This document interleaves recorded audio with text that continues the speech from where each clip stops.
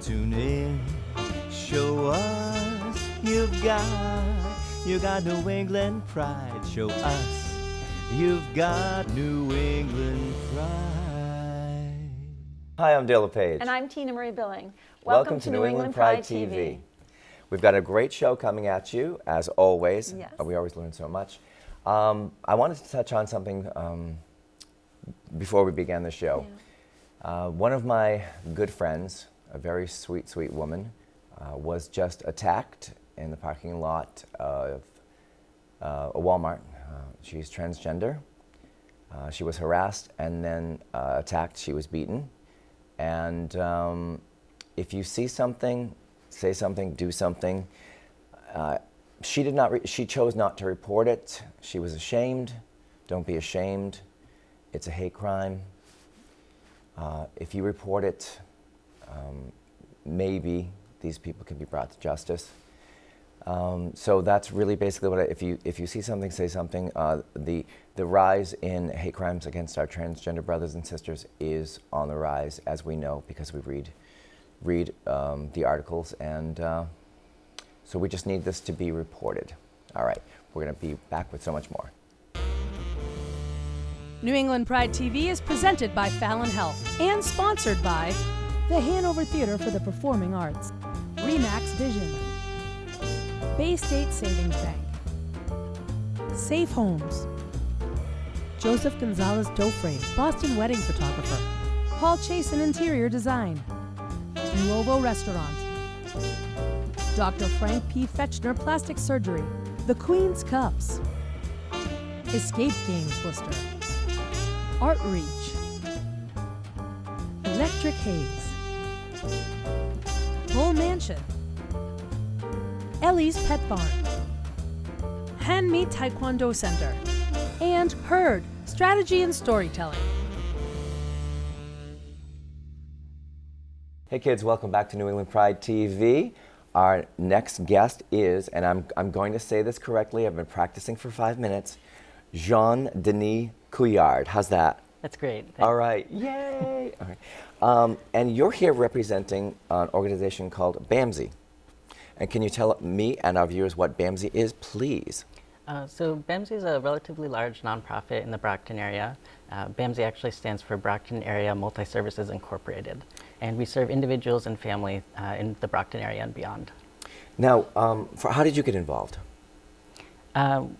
I had heard about BAMSI in the community a little bit and was job searching at the time, and found a position that was perfect for me. It was working with a community that I'm very dedicated and very passionate about, and that being trans people in the larger LGBTQ plus community. Wonderful. Now, is this your first job working with the transgender community, or have you done this before? No, I've actually had the pleasure of working previously with the Pride Center of Vermont. It's a fantastic nonprofit in Burlington, nice. Vermont. And there I focused mainly on HIV prevention, but also worked with the trans community there. So you went from working with Vermont Pride, and what brought you down to, I think Brockton is the base for this? Yeah, we're located in Brockton. I originally moved out actually in this area in Western Massachusetts to work on grad school. And then from there I moved a little bit further east to be closer to my partner. Wonderful. And speaking of partners, I noticed you have an engagement ring. Yes, you're Congratulations. Thank That's you so exciting. much. Now, what exactly is your job title, and what do you do for BAMSI? So my title is a trans health navigator, and we're kind of a unique program in that I have a traditional navigator role in terms of connecting people with resources, but it's also a bit of a hybrid with a case management kind of component where I might be working very closely sometimes with people on a longer term basis to meet some of the goals they may have. Yeah. So let's say an individual comes into your organization to meet with you. You refer them to what best suits their needs? I do, yeah. And what kind of components does that have? So I like to get to know someone a little bit about, what's going on in their life, what are they looking for, what are some things they really are looking to accomplish, and then some, finer points, insurance information, any of that kind of logistical information I might need. Yeah. And then from there, we work together to figure out a good pathway to get them where they want to go.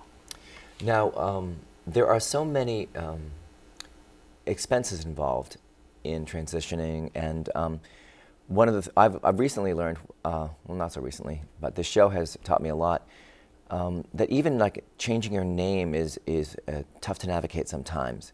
It can be. Do you help out with that also? And Definitely. With name change, sometimes people think it's very straightforward, and occasionally it is rather straightforward, but there can be a lot of complicating factors for people.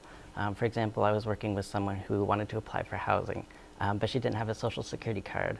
She also didn't have a state ID, which she would need to also list as female. As her new name? Is that what you mean? Doesn't have a social security card with her new name? Period. Oh, period. Didn't have one, period. Right. Okay. Yeah, and so, we work with people to get all the steps. So the final goal might be housing, but in between, we need to work on getting, different documentation that they might need in that kind of process. Right. So for name changes, it can be kind of straightforward, but it can also be kind of complicated, and especially if people are looking at some sort of barriers around transportation or cost, or even just navigating the system. As a trans person especially, it can be very intimidating and very overwhelming for some people. Now, with that, do you place that person or a client? Is there somebody who will walk them through that, or do you do that? I do that Oh, myself. you do that? Yeah, I'm happy to direct You're them busy. either verbally. Yeah, it's a busy program, yeah, for sure. And I'm happy to either give people instructions as they go along, or I can even accompany them or provide them with transportation to go places, or serve as an advocate if they meet up with some sort of barriers or resistance. Mm-hmm, mm-hmm. Now, early at the beginning of the show, I mentioned one of my friends was just recently assaulted in a parking lot at Walmart. Hate crimes against transgender individuals is on the rise, as we all know. Do you run into any of that with your organization? Do people call you and say, how do I handle this? Or Yeah, so far, most of the folks that I've been working with have had those sort of incidences in the past. But that violence definitely is a very large issue in the trans community. There's a large number of trans people that face violence, from friends and family, from public, from occasionally from police officers, medical professionals. Do you think that's many why some sources. people don't report it? Absolutely, yeah. I think there are a lot of reasons why people are hesitant to report it. Again, it can be very intimidating, overwhelming. That person also might not be out as trans. Oh, and so if you good report it, point. you're then outing yourself. There can be a lot of really complicating factors in terms of why someone might not report Right, it. right. And we do see a spike in the summer as well, so unfortunately, Really? yes, Oh, hate okay. crimes tend to increase in the summer. Okay. Yeah. One of the things I wanted to touch on, you do mobile testing, which I found that to be wonderful. I do. Tell us about that and how that came about. Yeah, so we have a mobile testing service. We have a site called the COPE Center, which is a harm reduction center. We do needle exchange, we do testing there as well. So kind of an offshoot of that, I do mobile testing. And we test for HIV, syphilis, gonorrhea, chlamydia, and hepatitis C. Wow. And it's mobile, as you mentioned, so it's free to the individual, it's confidential, and I can meet them at a time and location convenient to them. So if they want me to go to their private home, for example, I absolutely can do that and provide them testing in a very discreet manner. How would somebody, first of all, you just said you do that. I thought it would, that's just another one of your job aspects, right? You are I wear a very lot of busy. hats, yeah. One of the things I wanted to touch on was the organization itself. I asked you earlier in the kind of the pre-interview how many people work in your program, and you said It's over 2,000 people Over in 2,000 the people. organization, BAMSI as a whole. Yeah. that's I'm just floored by that. That's amazing. Yeah, we have a large number of wraparound services for children and adults. So it goes from children all the way up to adults for all these services. Oh yeah. For children, for example, we have an early intervention program.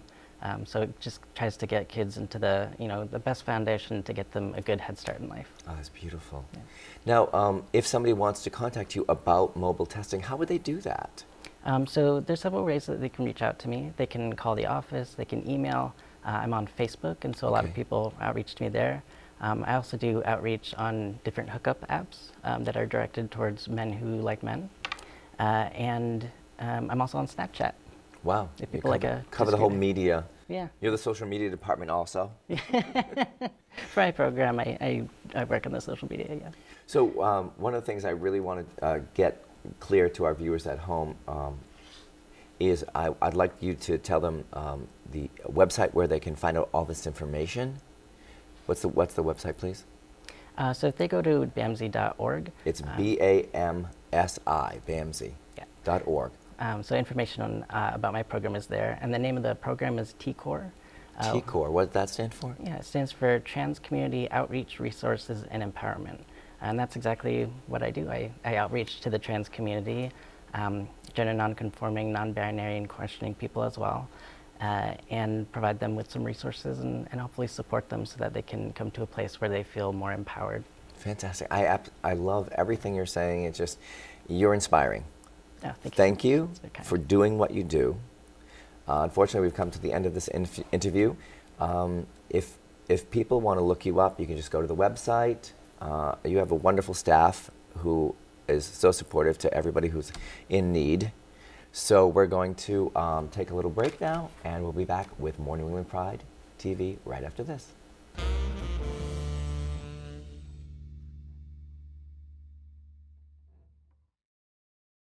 Hi, Dale. Hi, everyone. It's me, Miss Lady Sabrina.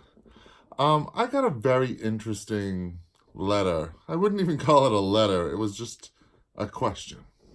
And the question was, when's a good time to know when to leave?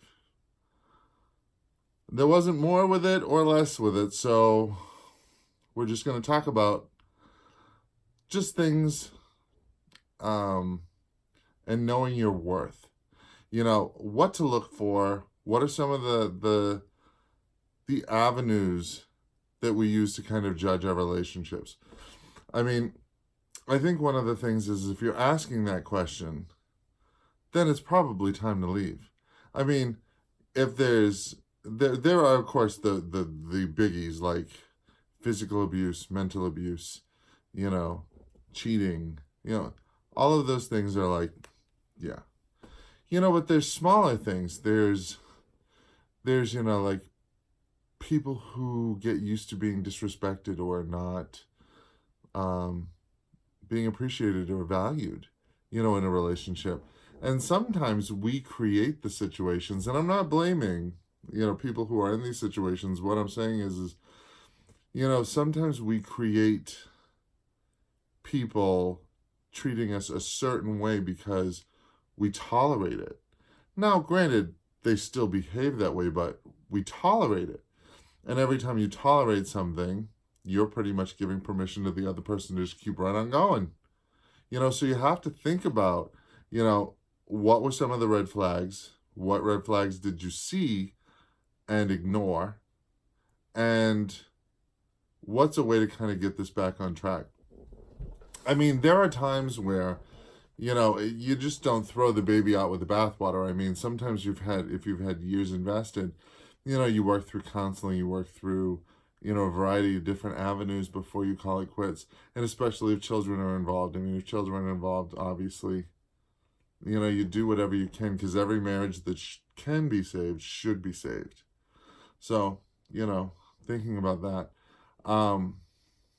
But, you know, if we're talking about a new relationship and the person just isn't, you know, treating you the way that you need to be treated, well, then, you know, you have to kind of set your rules. You have to draw your lines in the sand. You have to set the expectations on how you're going to be treated. You can't just expect that you're going to get into a relationship and everyone is just going to know, like right off the bat, oh, well, you know, I know exactly how, you know, this person needs to be treated. I mean, some people come from broken systems and, you know, when what they need is they need you to kind of let them know what your limits are and see if they can function within them.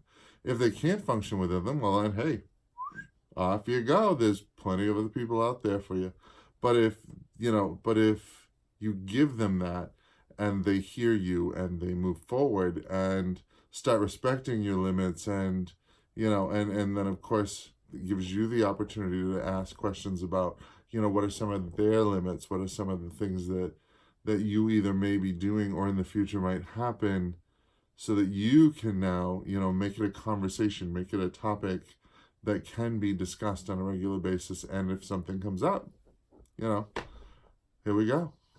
Well, I hope that answered the question. Next time, just give me a little more information and I'd be happy to do it. I hope this finds you well. This is coming out with Mother's Day. You know, summer, enjoy yourselves, be good to yourselves. Love and light. Lady Sabrina. Hey everybody, welcome back to New England Pride TV. I am here right now with, you know what, the one and only Al Green. Yay! If you're a fan of New England Pride TV, Al is no stranger to you. He's been on a couple of times, and you're coming on my radio show right after this taping. So first of all, welcome. Thank you, Dale. And I just saw you at the Safe Homes Gala. That was so much fun. It certainly and I was. got to meet your mom, who looked stunning that night. Make sure she watches this. Hi, Mom. I'll be sure to tell her. I awarded you, you received an award last year from QFlix, the LGBTQ Film Festival, for your work in the community. So bravo to you. Thank you. It's there's so much great things going now with the LGBT Asylum Task Force. You guys are just killing it. You're crushing it. Last year, your gala was absolutely jam-packed, sold out, and you're going to do that again this year. Yes. In a bigger venue or the same venue? Same venue, but we're Yeah. going to rearrange the layout a little bit so we can actually accommodate more people. Even more people. Yeah. All right. Did you have a waiting list last year also? We did have a slight waiting list, yes. I love that. I love hearing that. Let's first start by telling our viewers what the LGBT Asylum Task Force is, how it started, what its mission is, and your role in that. All right. So first off, I am the ministry director of the LGBT Asylum Task Force. We are a ministry of the Hadron Park Congregational Church, UCC, that supports LGBTQ plus individuals who are seeking asylum here in the U.S. So that means that they're fleeing persecution in their home countries on account of their sexual identities. Right. And These people are in danger for their lives. Exactly. They're not moving here to take anyone's jobs. They're trying to save their families' lives and their own lives. Yeah. Exactly. Yeah. Exactly. So people oftentimes just escape barely with their lives and get on a plane and come to the U.S. Yeah. And we provide housing, food, stipend support, and we try as best as possible to provide connections to pro bono legal, medical, mental health services. And so we try to make sure that we get people on the path to not just being successful in seeking asylum, but also so that they're successful as human beings in assimilating to the American life. Right. So last year's gala, I think you were raising money to buy housing. Is that still in the works, or did that happen? It is. So what we did, we formulated a housing committee, a housing search committee, and we've been meeting regularly, and we're going through the phases, and definitely by the next gala on October 5th, we will You'll have an announcement? We'll have an announcement on that. Oh, good. What were you looking for? Were you looking for like a multi-family kind of thing? Yeah, so we're looking for a triple decker. Yeah. And so we found that that's the most efficient way to do it, Right. in terms of making sure that our supporters or volunteers don't have to be driving all over Worcester to meet with and to give rides. Asylum seekers themselves can also interact more easily with each other and not have to spend their limited income navigating the public transport system. And then also, we just wanted to make sure that there was the ability for us to have better programming, right? And so that folks can have a stronger sense of community and be able to support each other. Because as you might imagine, folks are going through depression and after going through all the trauma that they've experienced. It's trauma. Right. It's trauma. It is. And so rather than being locked up all alone in their apartments, in their bedrooms, we try to have as many activities as possible for folks to interact and to get outside and to provide support for each other. What kind of activities do you offer? I know you do, I don't know if it's a weekly or a monthly, like dinner at the church. Right. Is that weekly or monthly? Monthly. So That's every monthly. second Monday of Yeah. the month at the church Yeah. at 6 Clover Street at 6 p.m., we have a community dinner.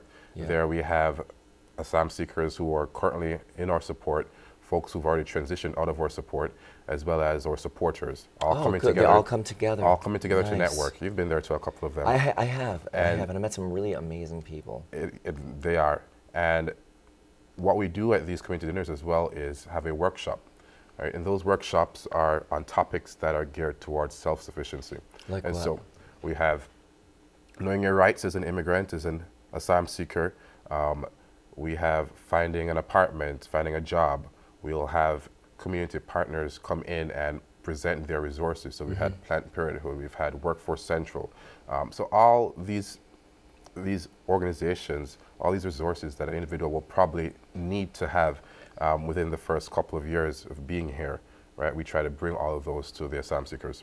I'm sure there's so much that like when you think of coming here, like sometimes they just come with the clothes on their back just Yeah. because they've been able to escape.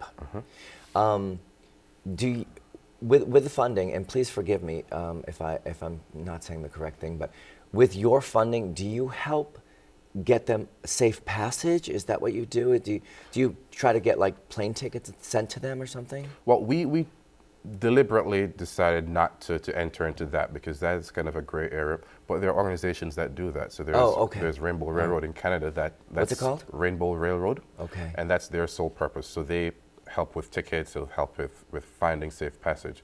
What we decided was once an individual gets on U.S. soil, get in touch with us and we'll provide support. So when they come to U.S. soil, is it the main, like Boston, New York? All over. All over. We've had folks who've come to us, who got in touch with us when they were in California, in Texas. And so wherever it is an individual is, right, they'll try to find resources, and there really aren't that many organizations out there that will provide it. That do what you do? Exactly. Or at least, quite frankly, there aren't any that do the comprehensive level of support that we do. That you do. And so to provide housing and food and stipend support, basically to take care of all the basic needs that an individual will have for the duration that is actually needed, right, which can be anywhere from 8 to 16 months, right? There aren't any organizations that do that. It's very costly to do that kind of work, and so I'd imagine that's probably why no one else does it. But we decided that, hey, I mean, rather than having people suffer and trying to find help elsewhere, we'll do our best to take care of those very basic needs. Speaking of cost, let's jump right into the gala where you raise money. Tell us, it's called Building Bridges of Hope. It is happening on October 5th. Yes. At the DCU Center in Worcester, Massachusetts. Tell us what what will happen at the gala. Tell us. All right. So the gala actually is our major fundraiser of the year. Right. Last year we were able to pull in $150,000, and that was earmarked towards the new housing that we wanted, or that we're in the process of acquiring. We this year, thankfully, will be able to put it towards just basic support. Basic needs. Exactly. Right. Yeah. Quite frankly, every penny that comes in to us goes directly to supporting asylum seekers. Right. Right. And so at the gala, we're gonna have a silent auction. We're gonna have raffles. We're gonna have entertainment. There's gonna be a DJ there on the dance floor, so that's gonna be awesome. Yeah, that would be awesome. There's gonna be a photo booth and some really great silent auction items. One of which is a meal for 8. That's going to be prepared by me. 3-course meal, Jamaican meal. Wonderful. Yeah, that's nice of you. Yeah, I mean, I like cooking, and in somebody's home or in your home? In someone's home. Okay. So I'll travel to the person's home and do that. That's nice. And for the past so that'll 2 go years, that'll go for $1 million. I'd hope so. I mean, it costs us $32,000 per month to do the work that we're doing, and so we definitely need a lot of funding to do that. Yeah. Oh, you can count on me to donate something to the silent auction too. As you always have, and we appreciate that. I actually, I have something in mind. So tell our viewers, unfortunately we're coming to the end of this interview, but tell our viewers the website and how they can buy tickets to this amazing event, which everyone should be going to. Just look at camera 2 right there. All right. So you can go to lgbtasylum.org. There you can find out information about the task force as well as purchase tickets to this year's gala. I've been there. It's a fabulous time. You should all go. It's an extremely worthwhile cause. And I'll see you there. All right. Thank you so much. It's been an absolute pleasure. Pleasure. And we will be back with more New England Pride TV right after this.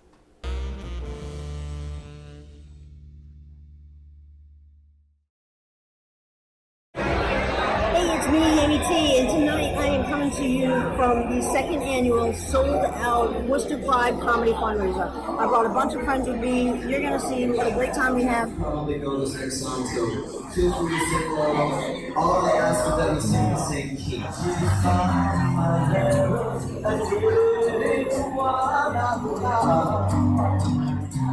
I'm afraid that she You can check me out on YouTube and my blog is Everyday Starlet, and follow me on Instagram at Sarah Blodgett. Any potential for a 3-beer queer? I don't really drink beer, so probably not. And you know, getting older, my biological clock is ticking like crazy.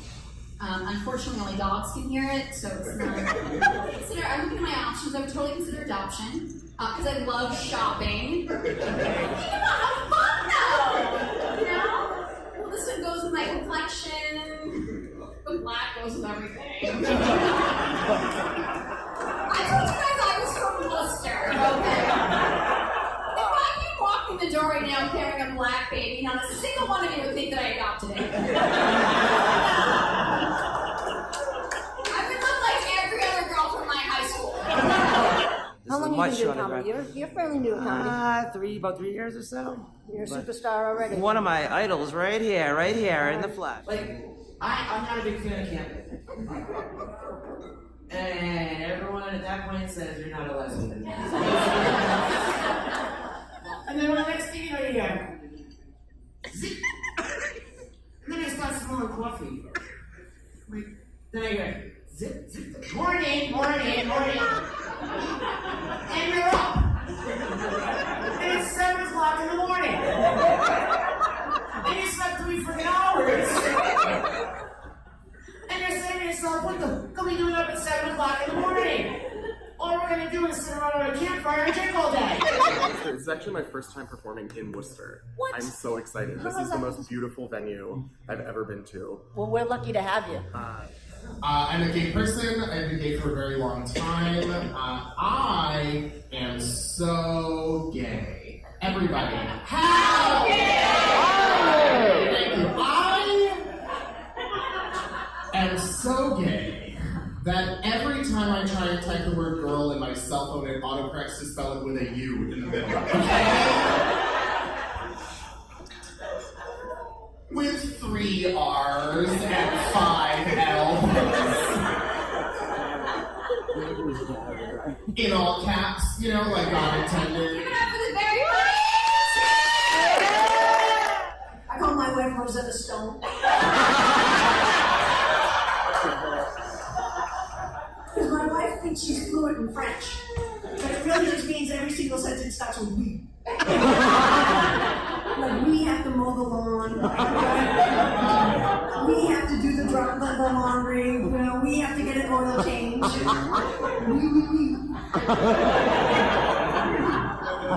Which quickly translates into walk. So imagine how excited I was when we got married. Now we can pay down my credit card debt.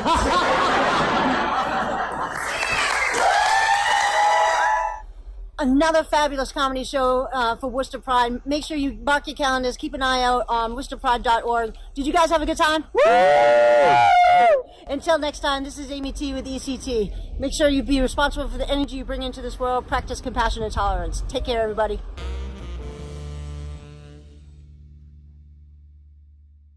Once again, we've come to the end of another episode of New England Pride TV. Thank you so much for watching. Thank you so much for supporting our Facebook page. We are almost at 10,000 followers, which is amazing. Yes, especially, again, I'll stress this, 10,000 followers on a Facebook page with no porn, that's pretty good, you know? Think of how good we'd do if we had porn.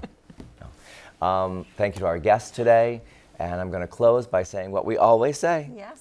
Please don't be afraid to shine your light. Because you might be lighting the way for someone in need. Until next time, thanks for watching New England Pride TV.